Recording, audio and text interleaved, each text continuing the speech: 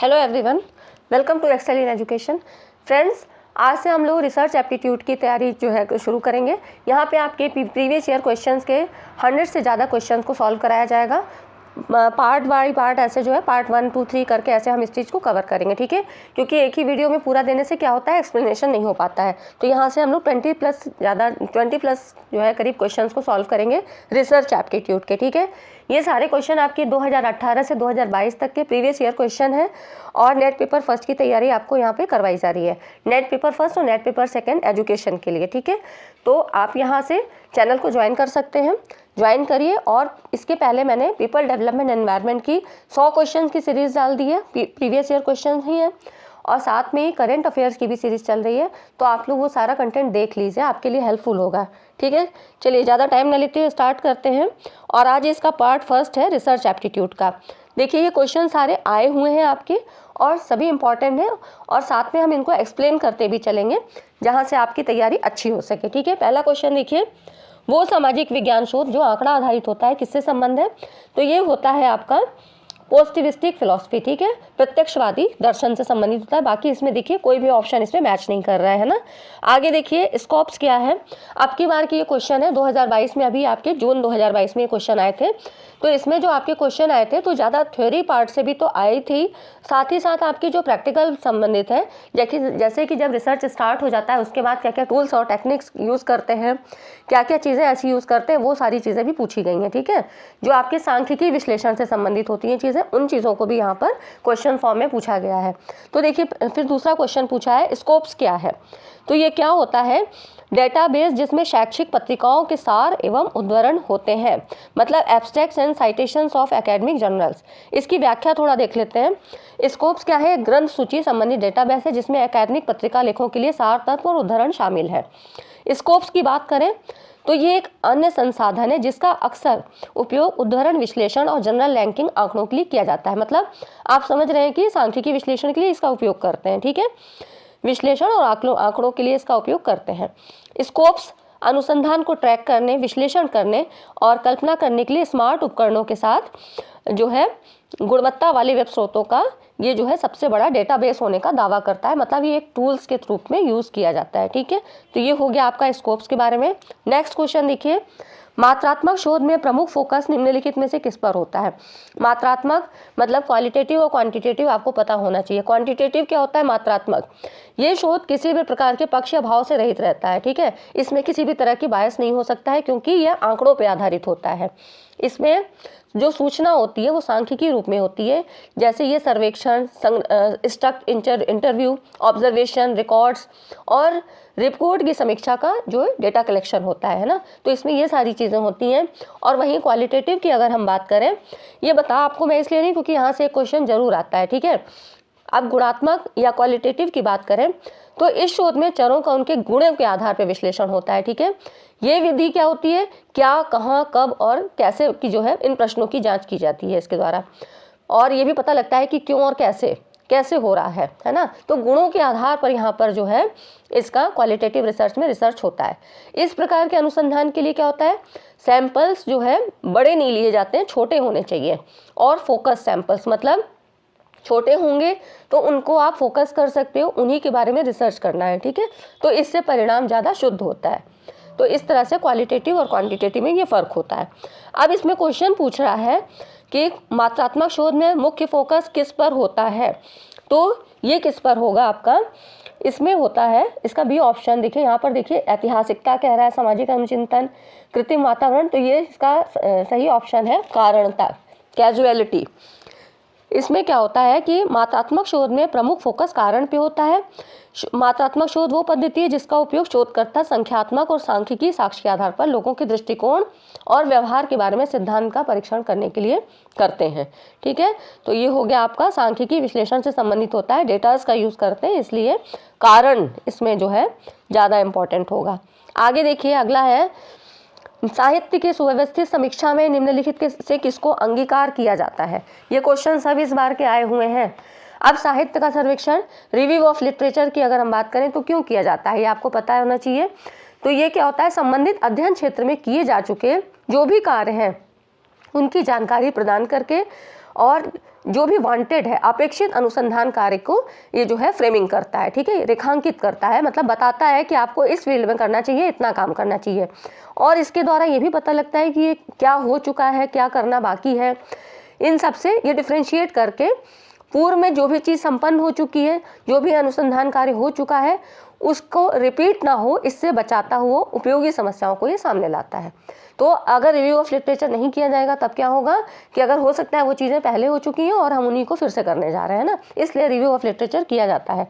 तो अगर इसको देखें कि इसमें किसको अंगीकार किया जाता है, तो ये है आपका स्पष्ट कार्य प्रणालियाँ, ठीक है, स्पष्ट कार्य प्रणालियाँ। निहित तो नहीं होगा क्योंकि आप करने जा रहे हो, अभी आपने किया नहीं है ना, करने के पहले का ये सारा प्रोसीजर है। तो इसमें जो है स्पष्ट साहित्य की सुव्यवस्थित समीक्षा सभी अनुभवजन्य साक्ष्यों की पहचान, मूल्यांकन और उसे सारांशित करने का प्रयास करती है, और इसमें स्पष्ट कार्य प्रणालियों को अंगीकार किया जाता है, ठीक है। जब तक आप टर्म्स की जो है थोड़ा डेप्थ में नहीं जाएंगे तब तक ये क्वेश्चन थोड़े सॉल्व करने में मुश्किल होती है।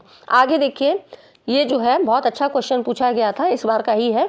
निम्नलिखित में से किसका उपयोग साहित्यिक चोरी, चेकिंग, प्लेजियरिज्म, ठीक है, प्लेजियरिज्म को रोकने के लिए नहीं किया जाता है। तो इसमें आपके देखिए ये सारे टूल्स दिए हुए हैं, टर्निटिन है, लेटेक्स है, आइथेंटिकेट है, उर्कुन। तो इसमें जो होता है टर्निटिन, देखिए इनको पता होना चाहिए कि साहित्यिक चोरी रोकने के लिए क्या चीज़ें यूज़ की जाती हैं। तो टर्निटिन, आइथेंटिकेट और उर्कुन, इन सब का उपयोग साहित्यिक चोरी रोकने के लिए किया जाता है, ठीक है।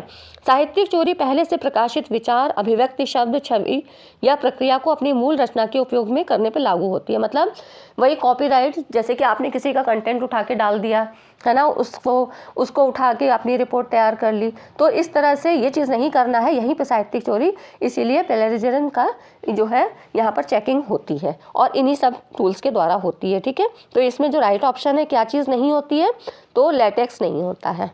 आगे देखिए, नेक्स्ट है इसका अगला क्वेश्चन देखिए, क्षेत्र में प्रयोगों पर आधारित शोध के लाभ हैं, क्या क्या लाभ होते हैं। तो इसमें देखिए बी, सी और डी इसका राइट ऑप्शन है। विषय सामान्य और स्वाभाविक रूप से व्यवहार करते हैं, फिर प्रयोग प्राकृतिक व्यवस्था में होता है, ठीक है, और उसके बाद आता है प्राथमिक आंकड़ों का सृजन, ठीक। तो ये चीज़ें इसकी इस पर होती हैं। क्षेत्र में प्रयोग के लाभ जो है ये आप देख सकते हैं, विषय सामान्य और स्वाभाविक रूप से व्यवहार करते हैं, प्रयोग प्राकृतिक अवस्था में होता है, ठीक है, फील्ड एक्सपेरिमेंट की बात कर रहा है, और प्रयोग प्राथमिक आंकड़ों के संचयन और सृजन पर आधारित होते हैं। और आप लोग कमेंट में बताया करिए कि आपको किस टॉपिक पे चाहिए, ठीक है, आपको डिटेल वीडियो चाहिए या ऐसे क्वेश्चन फॉर्म में चाहिए, तो आप अपने भी विचार आप अपने दे सकते हैं, ताकि मैं फिर उसी पे ही जो है काम करूं, तो आपके लिए भी हेल्पफुल होगा, ठीक है। आगे देखिए, नेक्स्ट क्वेश्चन है, निम्नलिखित में से कौन सी त्रुटियां सर्वेक्षण शोध में होती हैं। तो सर्वे रिसर्च में कौन सी त्रुटियां होती हैं, तो इसमें देखिए सैंपल एरर होती है, ठीक है, क्योंकि सैंपल इसमें बनाया जाता है, सैंपल लेके ही कई बार उस पर जो है सर्वे किया जाता है। और फिर होता है डाटा कलेक्शन एरर और डाटा प्रोसेसिंग एरर, क्योंकि सर्वे कर रहे हैं मतलब हम वहाँ पर जो पहले से कोई है, मतलब कोई समूह हो सकता है या कोई ऐसा इंस्टीट्यूट हो सकता है, वहाँ पर जाकर अगर हम सर्वे कर रहे हैं तो वहाँ पर क्या होता है कि डेटा कलेक्शन में भी एरर हो सकती है, फिर डेटा प्रोसेसिंग में भी एरर हो सकती है। तो इसलिए क्योंकि सर्वेक्षण शोध क्या है, एक प्रक्रिया है या उपकरण या तकनीक है जिसका उपयोग आप लोगों के पूर्व निर्धारित समूह से प्रश्न पूछकर अनुसंधान में जानकारी एकत्र करने के लिए कर सकते हैं ना, क्योंकि हम यहाँ पे पूछ के ही कर रहे हैं, कोई हमारे पास लिखित सोर्स नहीं है। तो इस तरह से डेटा कलेक्शन, डेटा प्रोसेसिंग में एरर हो सकती है, सैंपल में भी एरर हो सकती है, ठीक है। तो ये इसका हो गया आपका सर्वे एरर से। यहाँ पर देखिए, यह शोध प्रतिभागियों, अनुसंधान करने वाले व्यक्ति या संगठन के बीच सूचनाओं के आदान प्रदान की सुविधा प्रदान करता है। तो शोध के प्रकार और अंत में जिस प्रकार का डेटा एकत्र करते हैं उसके आधार पर सर्वेक्षण के तरीके गुणात्मक या मात्रात्मक हो सकते हैं, ठीक है। तो यहाँ पर ये कह रहा है कि डेटा प्रक्रमण विधि मतलब डाटा प्रोसेसिंग में भी डेटा में त्रुटि होती है, और डाटा संग्रहण त्रुटि भी सही व्यक्ति और अवधारणा को खराब तरीके से शोध करने और मापने के बजाय गलत व्यक्ति और अवधारणा पर शोध करने और मापने के बारे में होता है। तो इस तरह से यहाँ पर ये एरर हो सकती हैं।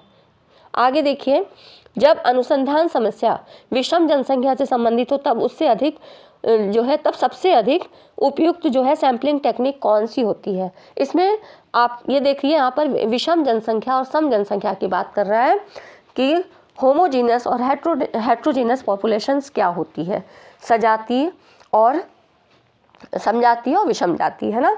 तो होमोजीनस की बात करें तो जब किसी तत्व या यौगिक या मिश्रण, कोई भी चीज़ हो सकती है, कोई भी समूह हो सकता है, कि सभी कण अथवा किसी व्यक्ति के, जैसे कि अगर हम ये कहें कि किसी व्यक्ति का कोई मतलब खून में सारी बूंदें ही किसी जो है मतलब एक ही उसकी है, एक शरीर है, एक ब्लड में जितनी भी बूंदें हैं वो सब एक ही जो है सेम पार्ट की होगी, है ना। तो क्या होगा, वहाँ पे यूनिफॉर्मिटी होगी, एक समान रूप में होंगे वो, वहाँ पे कोई भी विभिन्नता नहीं होगी। या आप ऐसे कह सकते हैं कि किसी खेत की फसल, मतलब एक ही फसल है तो वहाँ पे भी समान होंगी, तो कोई विभिन्नता नहीं होती। तो ये होता है होमोजेनस।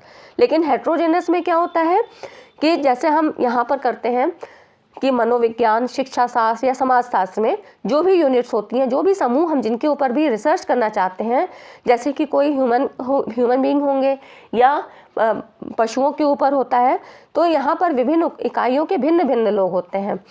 अब जैसे कि आप अगर किसी एक क्लास में ही करना चाहें या एक परिवार में ही करना चाहें, तो क्लास के अगर हम एक ही क्लास में बच्चे हैं, लेकिन वहाँ पर क्या होगा कि कोई अलग अलग हाइट का है, कोई अलग वेट का है, कोई किसी की बुद्धि का IQ लेवल अलग है, तो इस तरह से करके विभिन्नताएं होंगी। क्लास तो एक है लेकिन विभिन्नताएं हैं। तो यहाँ पर क्या हुआ, ये हेट्रोजेनस है। ठीक है, आप समझ में आ गया होगा आपको। तो ये हो गया आपका होमोजेनस और हेट्रोजेनस। और सैम्पलिंग से हर बार क्वेश्चन आता है। तो यहाँ पर हेट्रोजेनस की बात करें तो कौन सी जो है सैम्पलिंग होगी, तो ये स्ट्रेटिफाइड होगी। ठीक है, अब आप इसको भी समझिए कि सैम्पलिंग के प्रकार में किस किस तरह से इनको डिफाइन किया है। तो अगर सैम्पलिंग की बात करें तो दो तरह की होती है सैम्पलिंग। आपको पता ही है ना कि जैसे हम ब्लड का सैंपल लेते हैं, आपका जो है ब्लड टेस्ट अब जब करवाने जाते हैं तो क्या होता है, थोड़ा सा सैंपल लिया जाता है और बहुत कम क्वांटिटी में लेके और फिर वो बता देता है कि आपका ब्लड ग्रुप क्या है, कोई शुगर की प्रॉब्लम है, कुछ और प्रॉब्लम है, इस तरह से आपको पता लग जाता है। ठीक है, तो अब ये भी दो तरह की होती है, प्रोबेबल सैम्पलिंग और नॉन प्रोबेबल। प्रोबेबल की अगर बात करें, जिसको ये संभाव्य प्रतिचयन कह रहा है, और असंभाव्य नॉन प्रोबेबल। तो प्रोबेबल की बात करें तो ये वो सैम्पलिंग है जिसके अंतर्गत जो भी यूनिट है इसकी समस्त इकाइयों के चुने जाने की समान संभावना होती है। ठीक है, जो भी इसकी पॉसिबिलिटी होगी वो सबके लिए समान होगी। इकाइयों का चयन क्या होता है, संयोग पे निर्भर करता है। इसमें व्यक्तिगत महत्व को समाप्त करके संभावना को वेटेज दिया जाता है। इसमें कोई पर्सनल आपका बिहेवियर नहीं काम करेगा। ठीक है, और सैम्पलिंग प्रोसीजर के इस मेथड में किसी न किसी स्तर पर चयन संयोगवश ही होता है। अब जैसे कि ये देख रहे हैं यहाँ पर, इसके टाइप्स हैं क्लस्टर सैम्पलिंग, स्ट्रेटिफाइड, लॉटरी, और यहाँ पर है एट रैंडम। ठीक है, यादृच्छिक, यादृश। तो इस तरह से ये इसके टाइप्स होते हैं। अब सिंपल रैंडमिंग में भी जो है अलग अलग तरीके के होते हैं, कि जैसे कि लॉटरी है, टिपेट है, इस तरह से ये प्रोबेबल सैम्पलिंग में ये सारी चीज़ें आती हैं। तो यही कह रहा है स्ट्रेटिफाइड सैम्पलिंग में ही हेट्रोजेनस का यूज़ होगा विषम जनसंख्या से। और नॉन प्रोबेबल की बात करें तो नॉन प्रोबेबल आप थोड़ा अभी समझ लीजिए। नॉन प्रोबेबल की बात करें तो इसमें रिसर्चर अपने ज्ञान और विवेक के आधार पर यहाँ पर जो है ये करता है, सैम्पलिंग प्रोसीजर को चुनता है। इसमें संभावना और संयोग का कोई महत्व नहीं होता है। सैंपल को जो रिप्रेजेंट जब उसको करना होता है, सैंपल जब वो बनाता है, चूज़ करता है, तो इसके लिए वो कुछ नियमों का उपयोग करता है। ठीक है, तो यहाँ साइंटिफिक मेथड का यूज़ करेगा। अब इसमें देख रहे हैं आप कि ये कौन कौन सी है, जैसे सुविधाजनक है, क्षेत्र आदर्श है, कोटा, सुविधाजनक और स्नोबॉल। ठीक है, तो ये सारी चीज़ें इसमें ये सब इसमें होती हैं। तो ये हो गए प्रोबेबल और नॉन प्रोबेबल, आपको समझ में आ गया होगा। और इसमें एक मैं वीडियो बना दूंगी, जितने भी क्वेश्चन अब तक आए हुए हैं सैम्पलिंग से संबंधित वो सारे आपको एक जगह पे मिल जाएंगे। ठीक, आगे देखिए, मात्रात्मक अनुसंधान किस पर आधारित है। अभी हमने पढ़ा क्वालिटेटिव और क्वांटिटेटिव, तो यहाँ आपको पता होना चाहिए कि ये किस पर आधारित होता है, क्या ग्राउंडेड थ्योरी पे है, फील्ड नोट्स पे है, या विस्तारवाद पे है। तो ये इनमें से कोई भी ऑप्शन सही नहीं है, ये है इसका अति सरलीकरण। ठीक है, मात्रात्मक अनुसंधान अति सरलीकरण पर आधारित है और सामान्यतः ये एक स्पष्टीकरण के किसी भी दृष्टिकोण को संदर्भित करता है जो संरचना या व्यवहार की जटिलताओं को कम जटिल इकाइयों में कम करने का प्रयास करता है। तो ये हो गया आपका मात्रात्मक अनुसंधान। ठीक है, ये हो गया आपका क्वांटिटेटिव की बात कर रहा है। आगे देखिए, निम्नलिखित में से किसे प्रश्नावली तैयार करते समय ध्यान में रखा जाना चाहिए। क्या क्या चीज़ों को ध्यान में रखना चाहिए कि जब कोई भी हम क्वेश्चन आया तैयार कर रहे हैं तो उसमें अनुसंधान का उद्देश्य क्या है, फिर प्रश्नों की संक्षिप्तता, बहुत ज़्यादा लंबे जो है स्टेटमेंट में प्रश्न नहीं होने चाहिए, छोटे होने चाहिए, और प्रमुख प्रश्नों से बचना। ठीक है, तो इस तरह से जो है ये बाकी इसमें नहीं है। प्रश्न जिनमें विस्तृत सूचना दी जानी है ऐसा नहीं है, इन प्रश्नों को नहीं लिया जाता है। द्वैत प्रश्नों को, डबल मीनिंग जो है, कोई भी क्वेश्चन ऐसे नहीं बनाए जाते हैं, एकदम क्लियर होने चाहिए, है ना, भाषा उनकी एकदम क्लियर होनी चाहिए। ये हो गया, आप यहाँ पे देख सकते हैं इसकी व्याख्या। फिर देखिए अगला क्वेश्चन है, जब एक परिवर्त से शोध परिणामों की व्याख्या अप्रामाणिक हो जाती है तो ये कहलाता है। वेरिएबल की बात कर रहा है, तो अप्रामाणिक हो जाती है तो वो क्या होता है, इस तरह का जो वेरिएबल होता है वो आपका भ्रामक, कंफाउंडिंग वेरिएबल होता है। जब एक परिवर्त से शोध परिणामों की व्याख्या अप्रामाणिक हो जाती है तो ये भ्रामक परिवर्त कहलाता है। ठीक है, कंफाउंडिंग वेरिएबल। एक भ्रमिक चर कोई भी चर है जो आपके स्वतंत्र और आश्रित चर के बीच के संबंधों को प्रभावित करता है, और भ्रमित करने वाले चरों की कोई सूची नहीं है क्योंकि भ्रम परिकल्पना पर निर्भर है। ठीक है, तो ये आपका होगा, ना तो वो कंट्रोल होगा, ना एक्सटर्नल होगा, और ना ही कॉन्फ्लिक्टिंग होगा। ये होगा आपका, क्योंकि व्याख्या ही अप्रामाणिक हो गई है, तो यहाँ पर ये होगा आपका भ्रामक परिवर्त, है ना। आगे फिर देखिए एक लिस्ट है, इसको मैचिंग करना है, रिसर्च मेथड है, और फिर यहाँ पे कैरेक्टरिस्टिक है। इसमें आपका है content analysis, social network analysis, फिर है सिमेंटिक डिफरेंशियल और मेटा एनालिसिस। यहाँ पर देखिए कंटेंट एनालिसिस आपका आता है संदर्भ इकाई के रूप में, ठीक है, कंटेक्स्ट यूनिट के रूप में। फिर सोशल नेटवर्क एनालिसिस ये आपका जो है द्विध्रुवी, यहाँ पर ही है द्विकीय, फोकस ऑन डायडेक्टिक रिलेशंस। ठीक है, ये हो गया आपका, क्योंकि सामाजिक नेटवर्क विश्लेषण है तो ये हो गया आपका द्विकीय संबंधों पर फोकस ऑन डायडेक्टिक रिलेशंस। आर्थी विभेदक, यहाँ पर सिमेंटिक डिफरेंशियल की बात करें तो ये होता है द्विध्रुवी विश्लेषणों का प्रयोग। द्विध्रुवी विशेषणों का प्रयोग मतलब यूज ऑफ बाइपोलर एडजेक्टिव। उसके बाद है मेटा विश्लेषण, तो ये होता है समराइजेशन। ठीक है, तो ये आपका हो गया मैचिंग। आगे देखिए, the age of a respondent होना चाहिए। Respondent is an example of, एक प्रत्याशी की आयु किसका उदाहरण है, तो इसमें देखिए क्या कौन सा है इसका आंसर, राइट ऑप्शन है इसका, ये बी है, मोनेडिक वेरिएबल। ठीक है, एक प्रत्याशी की आयु एकल परिवर्तन का उदाहरण है, इसे एक विधेय चर कहा जाता है। ठीक है, और क्योंकि यहाँ पर वन टाइम में एक ही बार वेरिएबल देखने को मिलेगा, मतलब जैसे आप आज इसकी जो है एज का आकलन कर रहे हैं, तो अगर 2 दिन बाद करेंगे तो क्या है, आज की आयु तो नहीं होगी ना, वो चेंज होगी। तो ये होता है इसका कि मोनेडिक वेरिएबल, एकल परिवर्त है। ठीक है, तो ये हो गया आपका।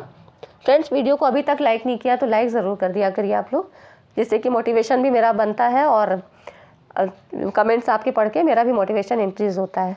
आगे देखिए नेक्स्ट क्वेश्चन है, किसी परियोजना के लिए प्रतिदर्श आकार को प्रभावित करने वाले निम्नलिखित कारकों में से कौन है। सैम्पलिंग साइज को बता रहा है कि कौन कौन से हो सकते हैं। तो इसमें परियोजना का प्रकार, टाइप ऑफ प्रोजेक्ट ये होता है, और उसके बाद है परियोजना का उद्देश्य क्या है, पर्पस क्या है। फिर है आपका previous research in the area, क्षेत्र में पूर्ववर्ती अनुसंधान। ठीक है, इससे कोई मतलब नहीं होता है कि रिसर्च की पर्सनैलिटी क्या है, हिज और हर स्टैंडिंग एज अ रिसर्चर, शोधकर्ता की अपनी प्रतिष्ठा क्या है, इन चीज़ों का कोई भी मतलब नहीं होता है।